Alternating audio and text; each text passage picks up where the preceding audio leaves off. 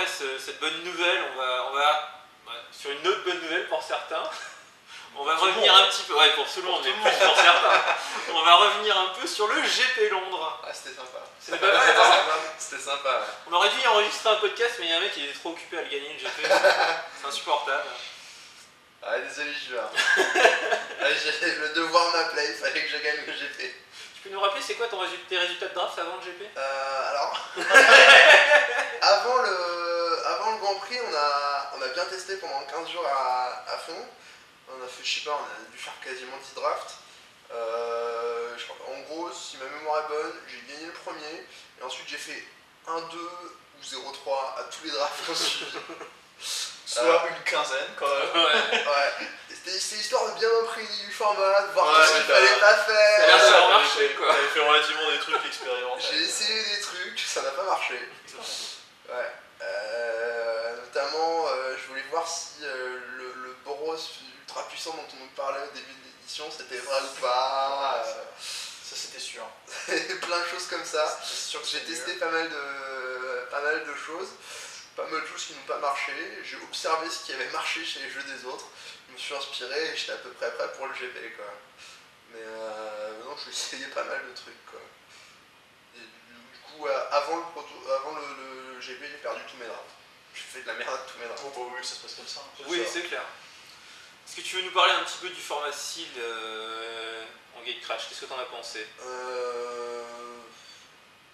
Au niveau des... Souvent, t'es assez vite drivé vers une guilde, t'as pas forcément beaucoup de choix de build. Moi, j'ai réussi à me planter sur mon build de GP.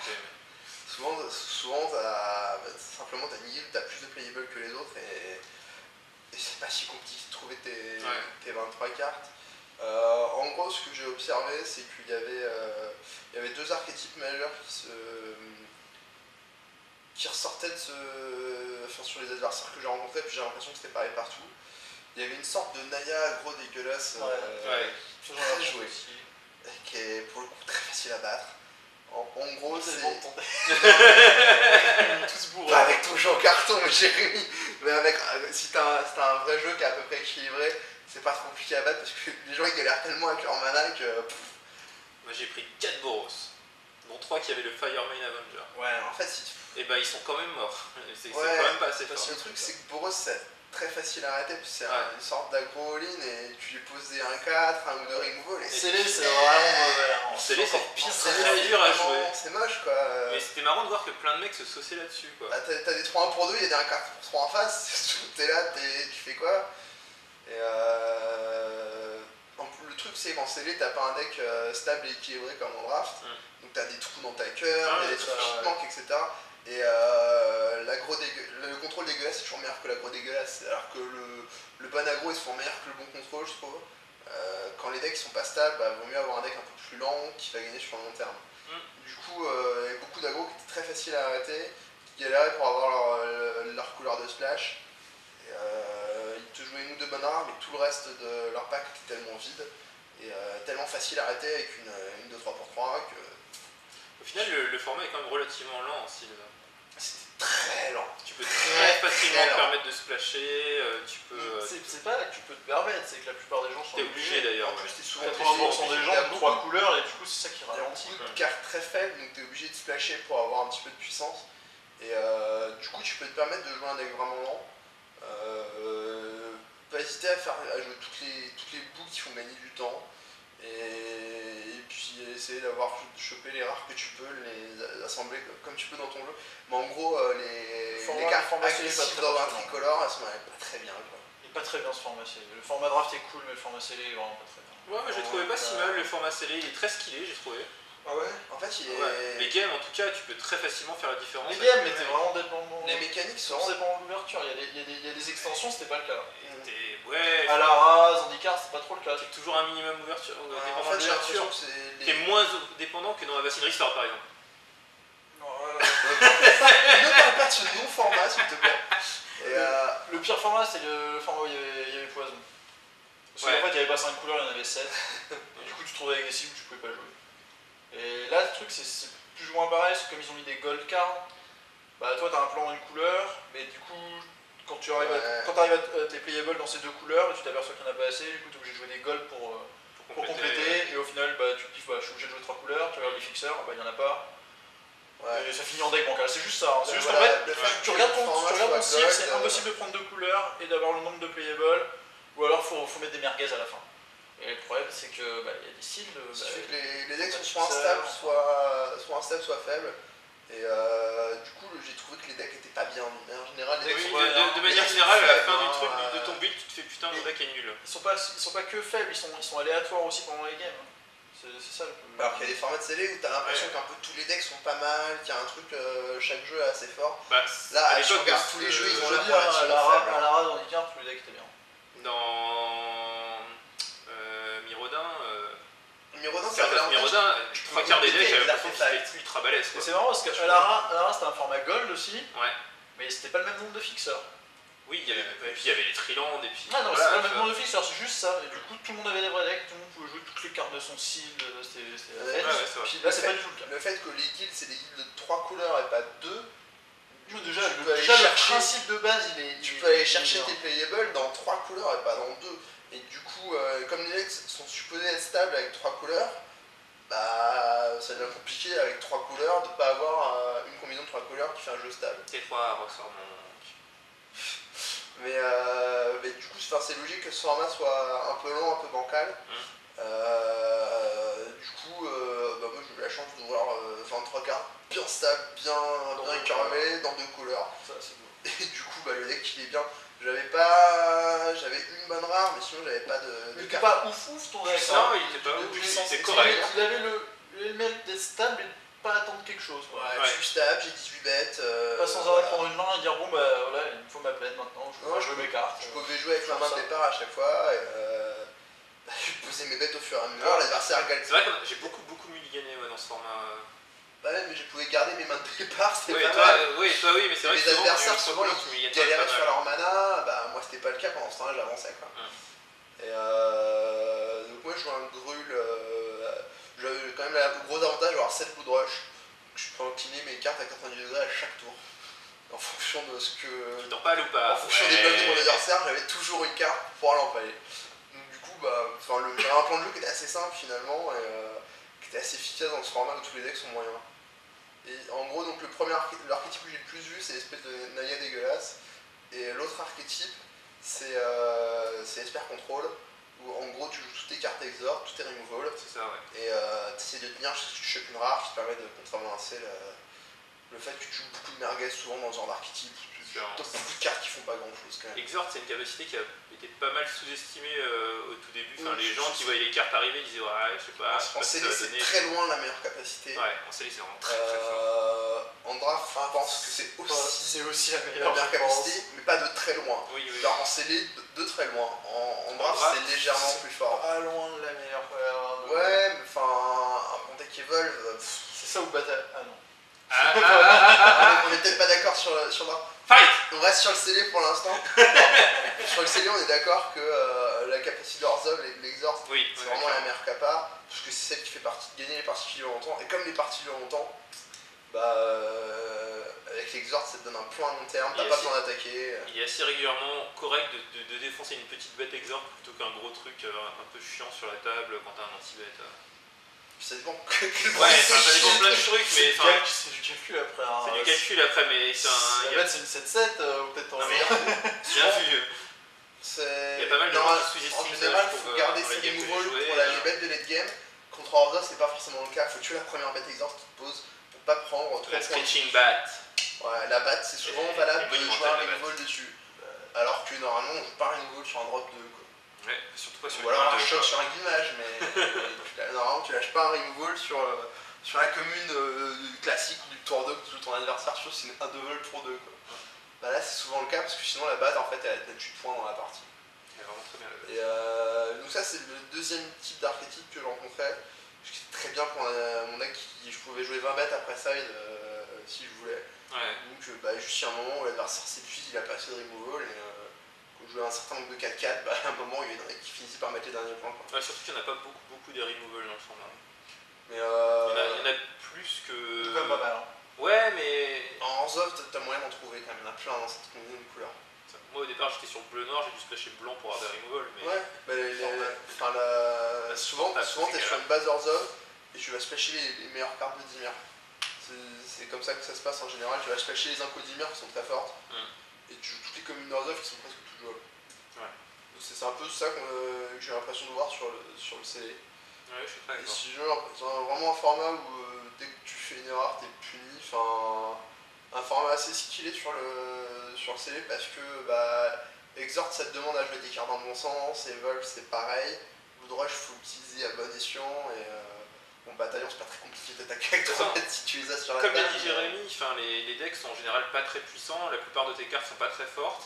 Et les jouer mieux que ton adversaire, ça rapporte souvent un gros avantage. Il y a aussi un truc, c'est qu'il n'y a pas de rares du niveau des rares stupides qu'on avait dans le bloc d'avant. Il y en a, mais il y en a moins. Il y a beaucoup moins de cartes sur le gain. Et non, mais dans le bloc d'avant, on avait quand même cet ange cet ange qui est complètement stupide, le fameux Pakrat, Cyclonic Rift qui faisait range ton jeu quoi. Généralement, tu prenais les cartes dans ta main et tu prenais ton cimetière et que tu as ton cimetière, tes terrains, tu remélanges. Mais il y avait Medium Mortar qui faisait Brass ou Inside-Deed. Il y avait Collective Blessing, enfin il y avait un nombre de cartes qui avaient des effets aberrants sur la table. Là, les meilleurs rares qu'on puisse avoir, c'est genre 5-5 pour 6 vols récursives.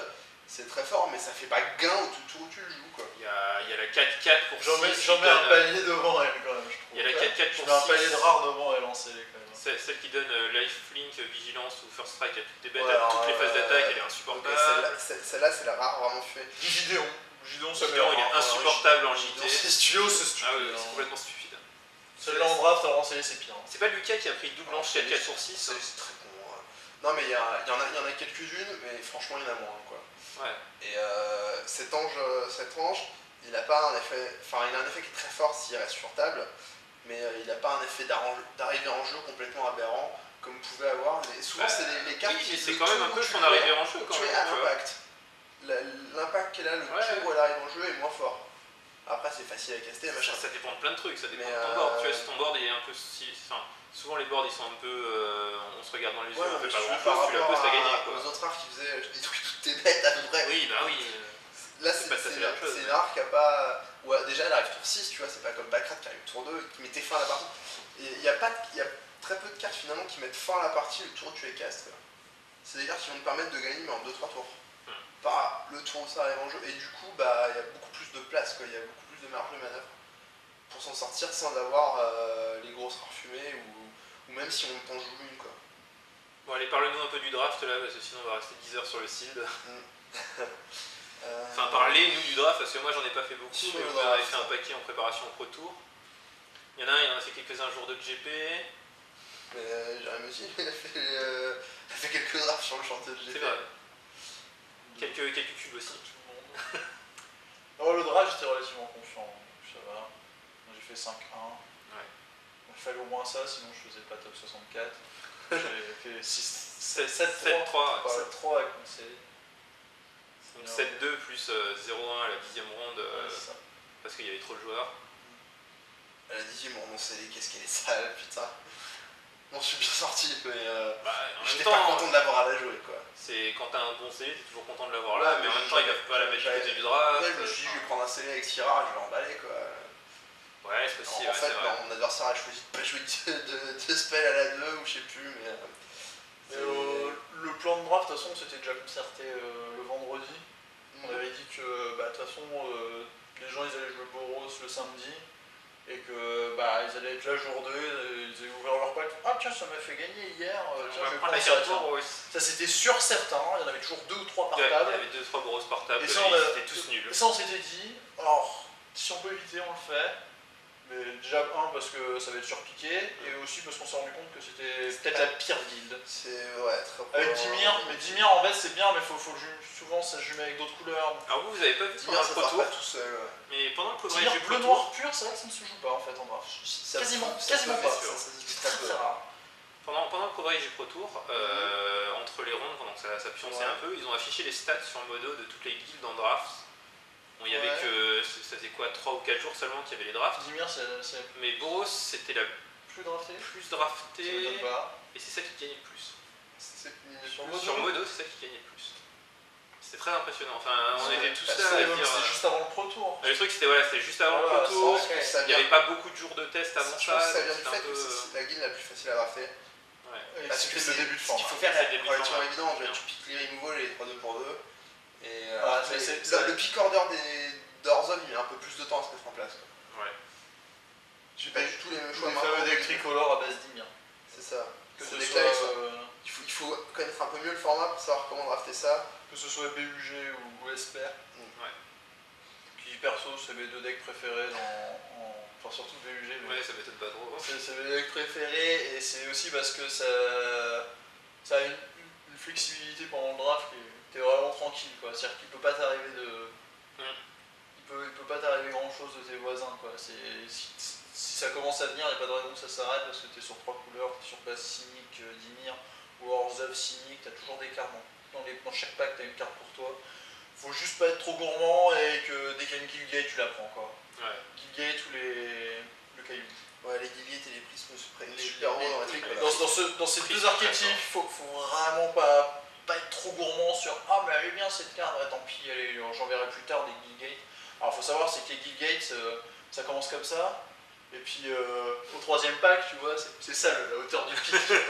et quand t'arrives au troisième pack, tu fais bon allez, là je prends des Guildgates. Trop tard. T'ouvres ton pack, une rare, une Guildgate, tu fais ah, vas-y je peux pas laisser passer ça, tu passes jamais à revenir. Jamais à revenir c'est une Guildgate. Troisième booster c'est impossible. Les Guildgates et Will pas en général. Au premier pack oui, mais ça au troisième jamais. Pas au troisième. Troisième c'est vraiment l'anarchie, donc vaut mieux les prendre avant, être sûr. Et Wafo, mon deuxième pote de draft au Pro Tour, qui m'a dit puis je les ai attendus tout le troisième booster. Je lui ai dit bah oui, bah elles sont là, elles sont chez moi. Elles sont chez moi. Tu vois, Elles sont chez papa. c'était sûr. Hein. Ce pote de draft, on était 4 à jouer Cynic. Oh la vache. Ouais. Et Josh Utterlayton, Wafo, moi et un mec qui avait joué Wafo. Ouais, C'était 4 à jouer Cynic. Ce qui est marrant, Et je crois que les pros jouaient ça plus. En fait, c'est ça, c'était un peu sous-drafté au GP, les Cynic. Souvent, le meilleur deck de la table, c'était un Cynic à la fin. Celui qui a gagné le top 8 du GP d'ailleurs. J'avais un deck assez correct. Ah oui. Mais en gros, Cynic, c'est souvent un peu sous-estimé, un peu sous-drafté. Le truc de Cynic, c'est qu'il y a. C'est un peu comme Celestia pour Rodon Tornica, c'est qu'il n'y a pas beaucoup de first pick vraiment évident et fort. Parce qu'il n'y a pas de removal dans les couleurs. L'expérience, ouais. Voilà, en gros, il y a Experience One, ouais, mais en fait, ça n'a pas une gueule de first pick habituel. C'est vrai que quand C'est tu n'as pas fait assez de draft, t'as l'impression que c'est une carte où il est. Ouais, quand t'as pas l'habitude c'est pas une carte qu'on a habituelle, une 1 pour 1, qui a un first pick, pas absolu, mais qui se prend vraiment très très haut. Et l'Experience One, je le first pick quasi à chaque fois que je le vois en fait. Je vais first picker moi aussi au retour draft 2. Et c'est extrêmement fort. Très solide. Et le truc, c'est que tu perds rarement quand tu fais ça tourner. les gens ils vont prendre souvent d'autres cartes dessus.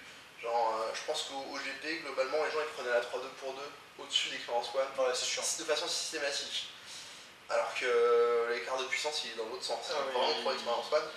Et du coup, le joueur qui était sur Cynic qui se gavait quoi. C'est un petit peu. Enfin, c'est un petit peu en partant dans cette idée-là que j'ai fait mes drafts sur le GP.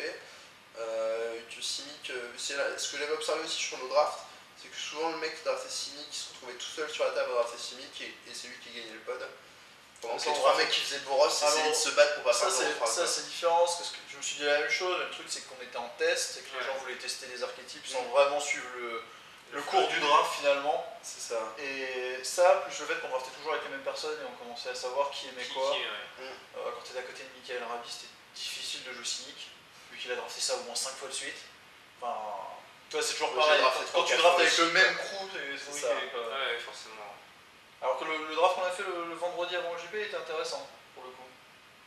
C'est qu'on a fait avec Gonzague et Alex. Tu vois, il était intéressant parce que du coup on connaissait, il y avait que nous deux, les autres on savait pas ce qu'ils draftaient et au final c'est le premier draft avec des gens inconnus entre guillemets.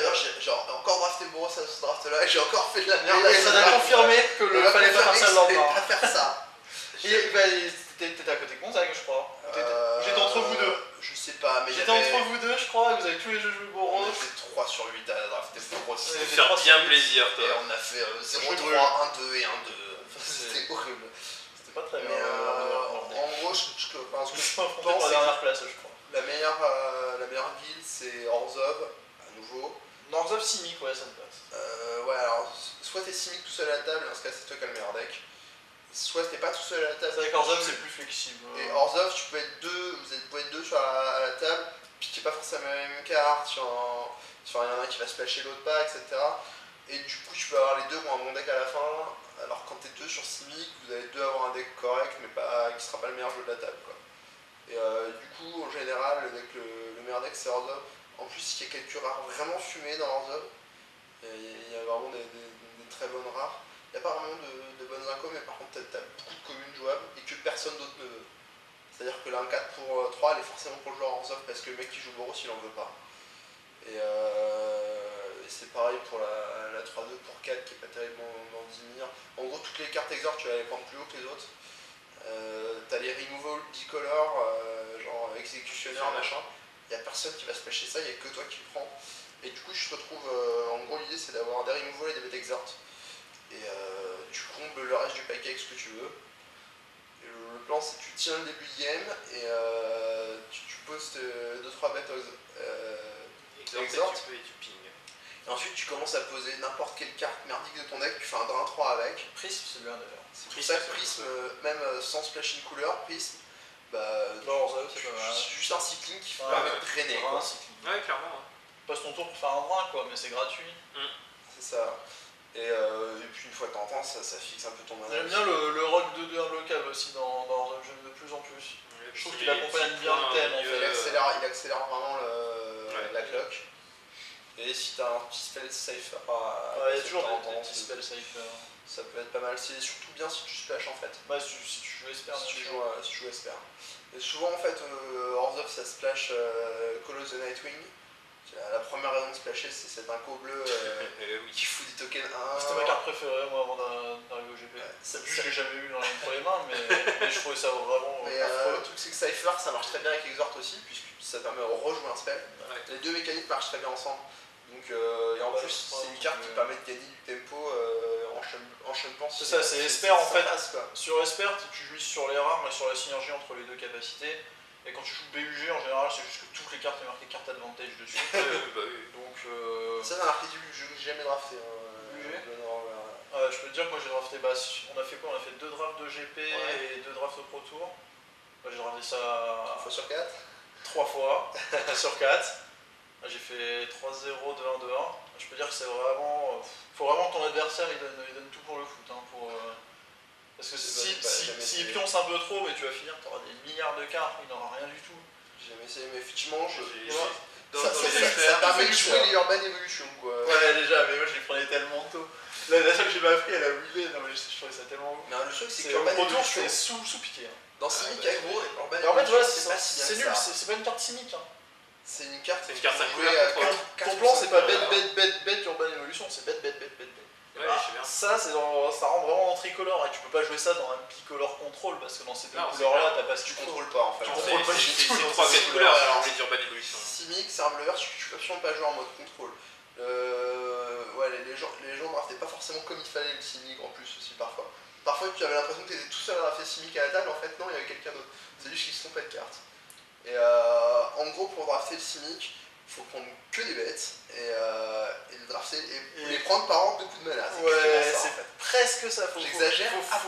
Faut connaître le pick order. Il y a quelques cartes qui valent 4, tu vois, qui sont assez costauds, genre le Rhino 4-3. Ouais.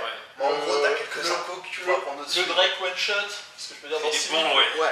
C'est le Drake one shot. Coucou, au revoir. C'est le Drake one shot. Je fais encore un petit draft où j'avais 2 Drake en main, c'est assez affreux. Alors, tu le poses et tu annules la phase de bloc. 4 pour 6 qui fait passer tous mes points.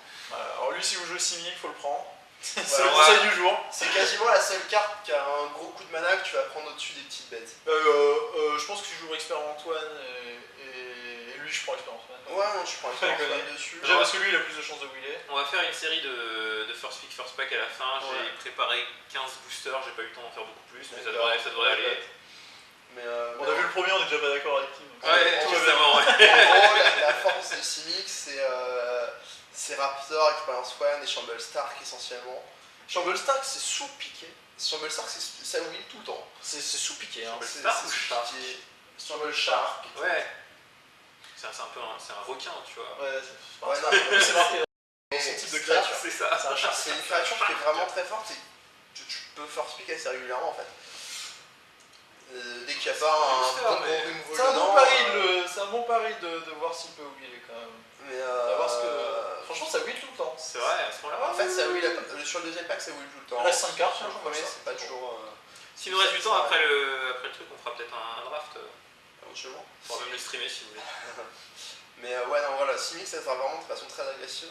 Et même toutes les 2-2 pour 2, tu vas les prendre, quoi, et souvent très haut. Ouais. Et en bon HQR, j'aime beaucoup les 2 bêtes vertes Blood Rush qui permettent de faire passer tes bêtes. En haut de cœur, tu veux dire les 2-4? Ouais, Le en fait, 2-4. le Le 2-4, 2-4, c'est vraiment très très mais il bien. booste tout le monde en fait. en fait, il booste tout le monde parce que 4 d'endurance, c'est assez C'est bête. juste ça. Et, Il y a la 0-4 aussi. et puis c'est un bon gros Blood Rush. Ouais. L'intérêt en fait de jouer. Enfin, Simic, ça joue vraiment, c'est un deck qui joue entre 18 et 20 bêtes et c'est mieux si t'en as 20 quoi. C'est en gros la seule carte non bête que je prends au-dessus des bêtes dans Simic, c'est Simic Charm. Parce que ça fait exactement tout ce que le deck a besoin de faire pour gagner une partie qui est un peu compliquée. Un bounce ou un +3/+3, normalement ça suffit toujours pour passer la rare qu'on t'a collé et qui fait que t'arrives plus à attaquer. Suivant ta cœur, tu peux prendre le counter spell aussi. Si ta cœur est celui pour 2.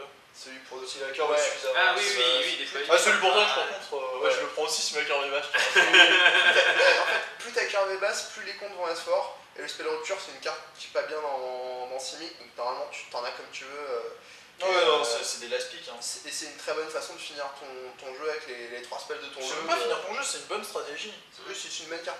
Mais Un truc tempo, quoi. Enfin, C'est clairement le style de deck qui balait bien en fait. Ouais. Tout simplement, hein, c'est non, mais, bête counter spell, c'est qu'on va dire, mais c'est. ça voilà, y est, c'est c'est clair. une stratégie de construire en fait. C'est Les une gens, ils stratégie de construit, mais en plus ça a le mérite de se battre très bien contre aggro parce que tu joues contre Boros, tes bêtes sont plus gros jusqu'au moment où il a 3 bêtes. Ouais. C'est ça. Et en fait, Tu peux tu l'empêcher lui d'avoir dis ton non. troisième. Et surtout quand il veut attaquer, qu'il veut Tu faire es obligé- qu'il veut faire un Moi, trick, c'est si tu toujours lui dis obligé de non. mettre un trick, C'est ça, quand tu lui dis non, tu c'est le fera. C'est même du rasboard des fois. C'est ça. Et du coup, ça marche très bien. Et ce contre, il est bien que si ta curve elle est vraiment très basse.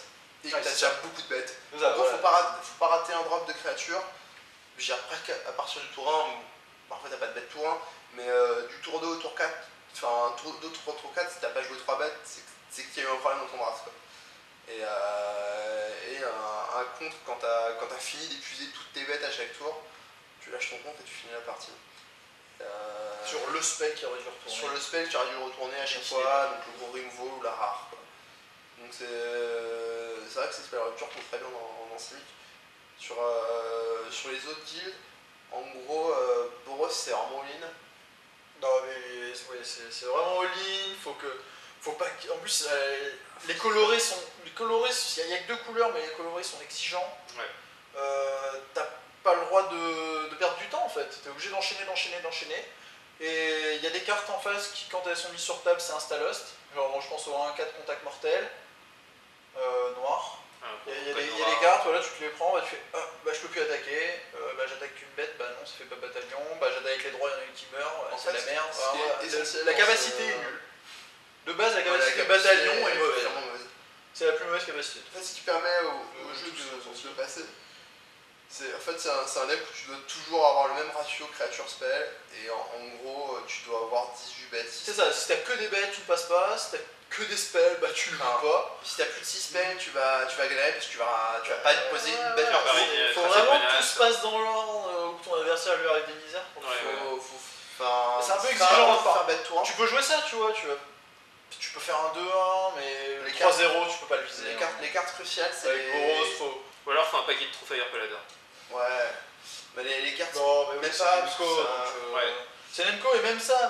Même ça. C'est pas ça qui. Ça s'arrête en fait. Ouais, non, mais c'est vrai que ça reste une très bonne carte. Enfin, moi j'ai vu.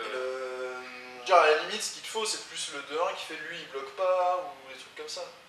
Ouais. Ce qui va te permettre de passer. Enfin, Je pense que si tu vois, dois c'est les bêtes qui ont 3 de force pour 2 mana. Ouais, mais La même le 2 de Haste pour 3. Et ensuite, il te faut 6 tricks dans le deck. Et il te faut la 2-2, ouais, la 2-2 S-Ball. Ouais, la 2 de Haste Vol elle est super Ouais, importante c'est pour pas avoir mal, le bataillon un tour plus tôt. Ouais. Pour pouvoir mettre une grosse phase où l'adversaire peut pas bloquer correctement. Ouais. Comme ça, le tour d'après, il pose sa bête qui va lui permettre de bien bloquer. T'as un tricks qui l'attend. Et si t'arrives à faire bête, et ensuite tricks pour passer 2 fois. Tricks et après fin de point de vie. Ouais, ben à ce moment-là, tu vas réussir à gagner. Mais On est en d'accord gros, que toutes les parties où t'as pas fait d'accord que le deck c'est tricks, quand même ça un marche gros pas. 5-6 cartes quoi. C'est un peu Si ça. tu les réunis pas en 4 tours, tu n'as T'as perdu.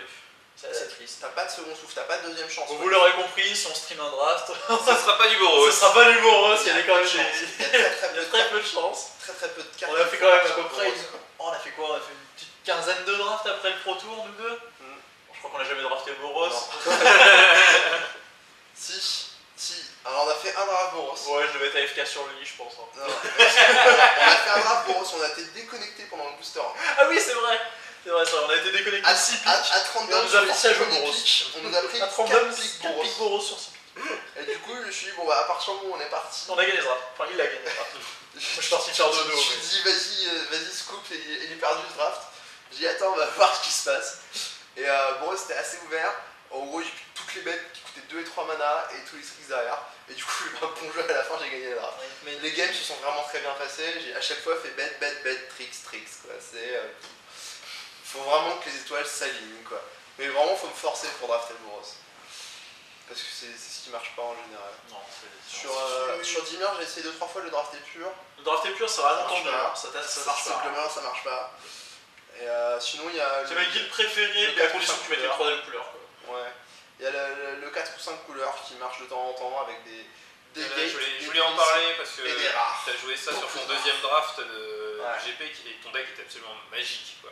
Chaque fois qu'on regardait tes bêtes, ton deck et C'était pas le plus fort, mais c'était merveilleux à regarder. Ah ouais, on était combien? Je sais pas si t'étais là aussi quand on l'a regardé pour la ronde pour le top 8. Ah si. T'étais là, Daniel en arbitre qui est. Ah ouais, avec Daniel en arbitre qui Daniel en arbitre qui faisait. C'est pas un vrai arbitre, tu vois. What? Qu'est-ce qu'il joue? Mais il fait des usines à 3-3. Le moment où il a. C'est quoi? Non, c'est pas Visionnaire, ça s'appelle comment? Biomancer? La 2-4. Master Biomancière Voilà. avec que le The Night Wing. Avec Call of the Night Wing, c'est des. Tu Tu prends une 3-3, tu prends une 3-3, tu prends une 3-3. Avec 3-3 fly, ouais. Je Je prendrais prends une 3-3 à chaque phase d'attaque. C'était monumental. Quand tu lui as joué le deuxième. Puis derrière, il Quoi? restait J'ai dehors. joué le deuxième coach, je lui ai dit maintenant c'est une 2-3-3 balles martelant. Le En pauvre. gros, Elle était magique cette prendre. L'adversaire il sur faut pas trop s'en mon premier draft, j'avais un Orzhov 4 rares des familles avec la brasse et la 4-4 fly, enfin le Reconner, enfin vraiment toutes les rares pétées, je les avais quoi. J'ai perdu sur la combo Master Biomancer de Raid. J'ai pris ça, j'ai pris un mur dans la gueule. Et du coup, le draft d'après, j'ai drafté Master Biomancer et Domri Raid. Et je les ai accompagnés de 5 autres rares complètement craqués. Pour jouer un bon 4 couleurs des familles. Ouais, en fait, j'ai ouvert Stolen Identity, Ah oui, une putain, des c'est meilleures rares sérieux, du ça. format, vraiment. Et on me passe Grul Rage Beast ou je sais plus quoi. Le En machin gros, la plus 6 explosif, pour ça. 7. Non, Ah non. c'est celui qui fait. Oui, celui qui fait que tout le monde se bat. Donc lui, à chaque fois que je joue une bête, elle fait Je KO. connaissais pas la carte au GP. C'est fort. Il y a Nico Boni me l'a casté en finale, j'ai fait ça fait quoi ça? Je ne l'avais pas vu la carte. Parce que j'ai fait 10 drafts avant, je l'avais pas vu, je l'ai vu, je fais. Ah bah ok. Donc À partir du moment, ça va être bien. non, je l'ai dit, tu vois, vite fait en diagonale, je fais bon, je reprends la carte, j'ai dit bah ok. Il me dit bah on se bat. Attends, c'est elle aussi? Ouais, elle aussi. Ah oui. Ah ouais, c'est bien mon goal, j'en avais eu une au Pro Tour, ça a été bien utilisé encore. J'ai ouvert Stolen Identity, on me passe Rage Beast, je dis je vais le prendre et je vais suivre les signaux, je vais voir ce qui se passe. On me passe ensuite l'anti-bet à 4 noir. T'as la seule carte vraiment bien dans le booster, je l'ai prise, bon, on va voir ce qui se passe, quoi. Je peux encore jouer bleu noir. Et dans le quatrième booster, j'ai failli prendre l'ange 3-3 vol pour 5 qui bloque autant de créatures. Ah. À ce moment-là, je me suis dit non, c'est pas très sérieux. Et j'ai dû prendre un prisme, j'ai dû prendre le premier prisme ou un truc comme ça. Oui. Et à chaque. T'en as eu combien des prises dans ce draft là? 3? J'en ai eu un seul de Un seul? Par contre, je vais avoir Combien de guides? C'est un paquet de 6 guides. je vais avoir Hein. 6 gates, je crois. 6 gates. 6 gates et vraiment beaucoup de cartes pour tenir. Gate un prise pour jouer 4 couleurs. En fait, ce qui s'est passé, c'est que j'avais que des cartes bleu noir. sauf 2 cartes rouge-verte et Non, une c'est carte un verte. double splash. J'avais 3 cartes splashées, et avec 6 gates. Force de 10 milliards, mec. 6 gates et une rune clé. Et Splash et donc 10 milliards était vraiment open. J'ai eu double Call of the Nightwing et une Dinova Aurore, je crois. J'ai eu quoi ça, la Dinova Aurore la 4-4 pour 6 qui boom sur Ah le deck. oui. À un moment, c'est pas celle-là sur laquelle à un moment tu as fait Stolen Identity dessus et puis tu t'es mis à remonter tout son board, un truc comme ça. Il s'est passé beaucoup de choses de genre. Non, en fait, c'était sur Diluvian Predator, je crois, un truc comme ça. J'avais la 5-5 vol pour 7 qui copie un spell chez l'adversaire au moment où il arrive en jeu. Oui. Contre Orzhov, c'est toujours un anti-bet quand il arrive en jeu. Et quand tu fais Stolen Identity dessus, tu commences à rigoler beaucoup. Il y a des combos de rares. Combo de rares. Mais tu connais les stats de ton top 8 en jeu? Il y a combien de Boros? Il y a le finaliste, on compte dedans. Dans ton top 8, ouais. Il y avait 2 Boros splashés en fait. Ouais, bah oui, ils ont fail. Il y en a peut-être un troisième, j'en sais rien. Bah, il y avait 2 ou 3 mauvais Boros sur le pod. Ouais, c'est ça. En fait, il y en a qui avait même qui était plus proche d'un Orzhov qu'un Boros sur les cartes qu'il jouait. Il jouait de l'Exor avec une base blanc-rouge. La demi en finale. Ouais, la demi. Son adversaire aussi, il avait un deck bancal. Mes deux adversaires avaient un deck complètement bancal. Plusieurs, c'était ton quart en fait. Bah, le mec de la finale, il avait déjà dit à Raph, putain, mon deck il est complètement nul, je sais même pas comment j'ai réussi à faire jusqu'à finale. Le gars de la finale, c'était incroyable. Je connais Myriad. Je jouais une carte, c'était une Myriad. La seule carte bien qu'il a joué, c'était l'enchant. Ouais. Et je l'ai réussi. Je peux pas le gérer, mais je l'ai réussi quoi. Mais en gros, ouais, sur le draft rare, c'est. L'enchant, c'est celui qui fait +1/+1 fly la flinch. Plus le nom. Le Don d'Orzhova. Ok, Guy Stopper. C'est vraiment très très fort comme carte. Oui.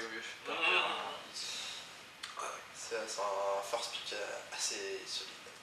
Mais ouais, non, sur l'archétype rare, mythique, machin, tout ce que tu veux. En gros, pour partir dessus, il faut t'ouvrir une rare, et on t'en passe une dans d'autres couleurs, qui est très forte aussi. Et là, à ce moment-là, tu peux commencer à prendre des cachets et te dire que tu vas tout jouer quoi. Et tu vas jouer toutes les rares que tu vas ouvrir, Toutes les bonnes cartes, ouais. Enfin, Call of the Nightwing, c'est pas une rare, mais c'est pas loin. En fait, sur le draft de mon deuxième pod, il fallait que je fasse 3-0 pour faire top 8. Et du coup, à chaque fois que j'ai eu le choix entre le choix stable pour faire 2-1 et le choix ambitieux pour essayer de faire 3-0, chaque fois j'ai fait le pic ambitieux.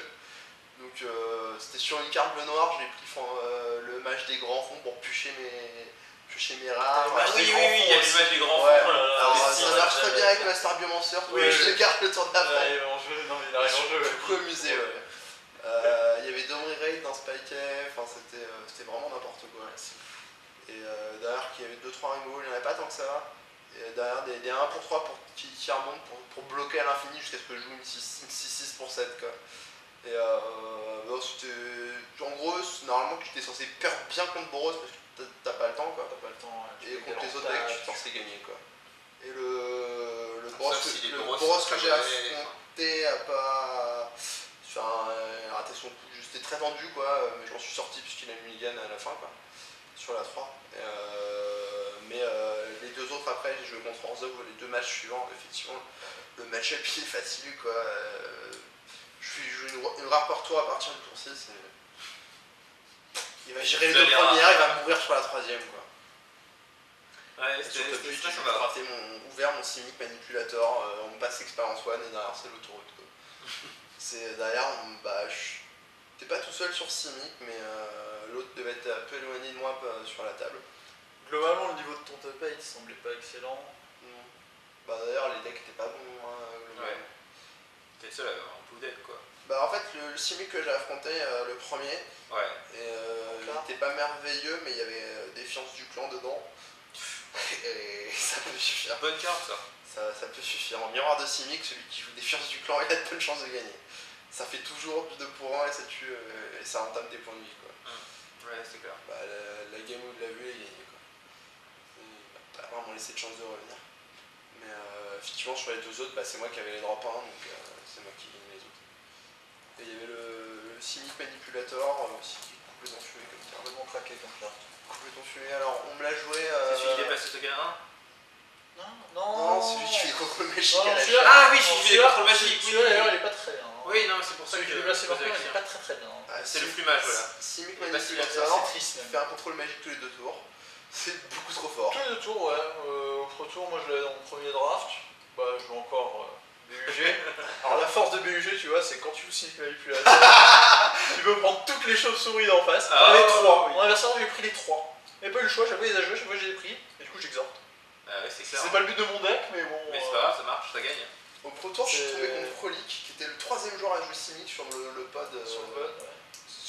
En fait, il y a eu des ouvertures de Mythique, ce qui fait qu'on est 3 joueurs Simic et pas 2 quoi. Donc du coup, moi, on avait tous les 3 un Simic un peu bancal, sauf que Frolic il avait les rares et mythiques Simic, et les 2 autres non. Forcément. Donc il avait Master Biomancer, Simic Manipulator et Zenaga. Ouais, j'ai 3 Zenaga, c'est celle qui fait. C'est là 1 pour 6. Ouais. Qui fait piocher. Donc à la 1 il fait T3 Manipulator. Après la 2 Manipulator. cartes Biomancer avant, ça se passe bien. À la 1 il fait T3 Manipulator, T4 à la Biomancer. J'ai pas gagné. Bah non. À la 2 il fait T3 Manipulator, T4 Agoraphobia.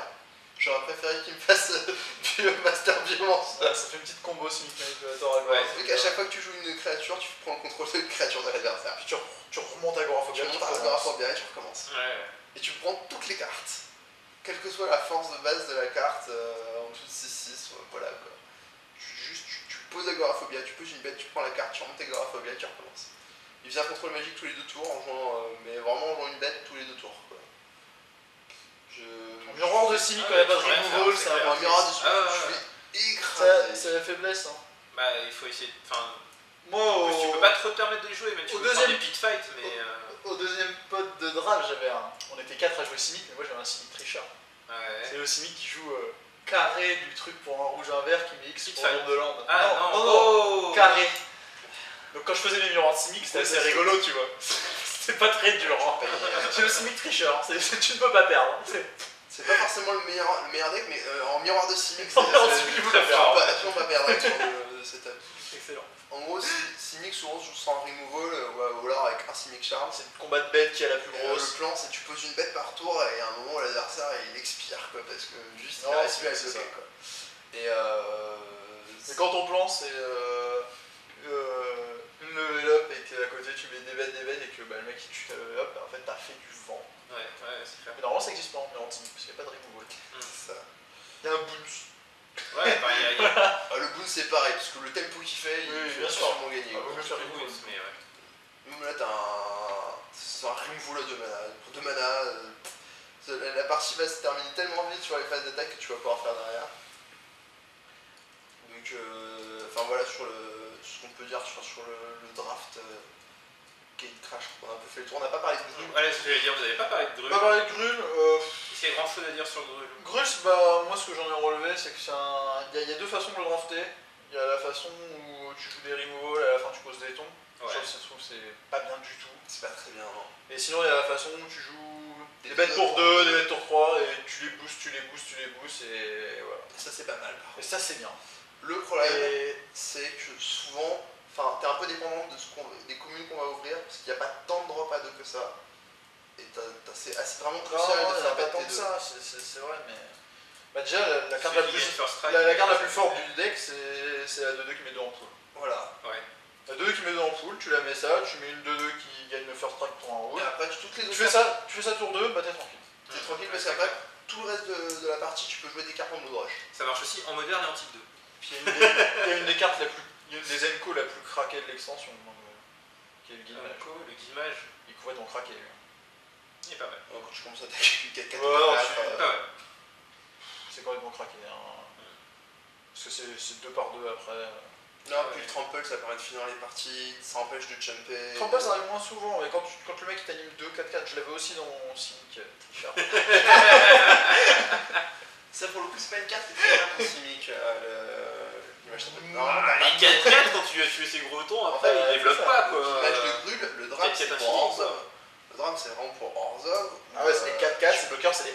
Ouais. Voilà, alors même le 1-4 contre deck mortel, c'est nul pour 1 quoi. C'est même pas du 1, c'est un 0. C'est une bête que tu peux pas tuer avec le -5, -5. Tu peux pas tuer avec Smite. Et du coup, t'as pas beaucoup de removals qui arrivent à la gérer. Et puis c'est des removals qui coûtent plus cher que la bête. Et enfin, les 4-4, c'est vraiment une carte qui est très pénible pour Orzhov. C'est beaucoup mieux contre Orzhov que contre Simic et et Boros, T2 c'est qui une carte match, qui vient pour T3 contrôle. attaque pour 6. Ah, c'est la vieille blague pourrie des gens qui avaient pas lu la carte au départ. C'est Je genre. crois que ça détapait. Ils croyaient que ça détapait. Ouais. Ça Non, ne mais détape là, pas. Non, mais piano, ouais, voilà. D'accord. Je crois qu'on l'a déjà fait en plus dans Je crois le que podcast cette blague. depuis le. Je crois qu'il était déjà craqué le Oui Oui Piano. Enfin voilà, Ouais, sur c'est énorme. Brûle en gros, Je laisse ce qu'il pas faut, passer, je pense. la meilleure façon de drafter, c'est des bêtes à 2 et du Blood Rush. Le 7-6 pour, Oui, oui, le 7-6 pour 6, elles sont bien dans la deck, tu joues 3 ou 4 couleurs. Et... Kobeni, je l'ai affronté en finale de mon pas mal pod à Londres, mais il avait quelques rares pour justifier son plan anti-bet ton. Voilà, c'est juste qu'il avait, il avait la boule de feu rouge-verte, Ouais, il avait le 6-6 quand il arrive en jeu, il fait pas de Ouais, voilà, si t'as pas des plans comme ça, C'est-à-dire, vraiment. si t'as pas cette ultime. carte-là, d'ailleurs c'est quasiment la seule qui justifie ça, c'est 6 pour 7. C'est ce qui deux-là. justifie de partir Ouais, ça. je l'avais aussi dans mon jeu. En fait, tu joues pas du tout Simic. J'ai joué Simic Booster 1, Grul Booster 2 et Simic Booster 3. Dans les signaux, c'était clair. Hein. J'avais Wafo à ma gauche, c'est sûr qu'il jouait Simic. Hein. Ouais. Excellent. C'est une technique comme une autre. Bon, on va s'arrêter là, je pense, pour le GP Londres, pour le draft Gatecrash. Ouais.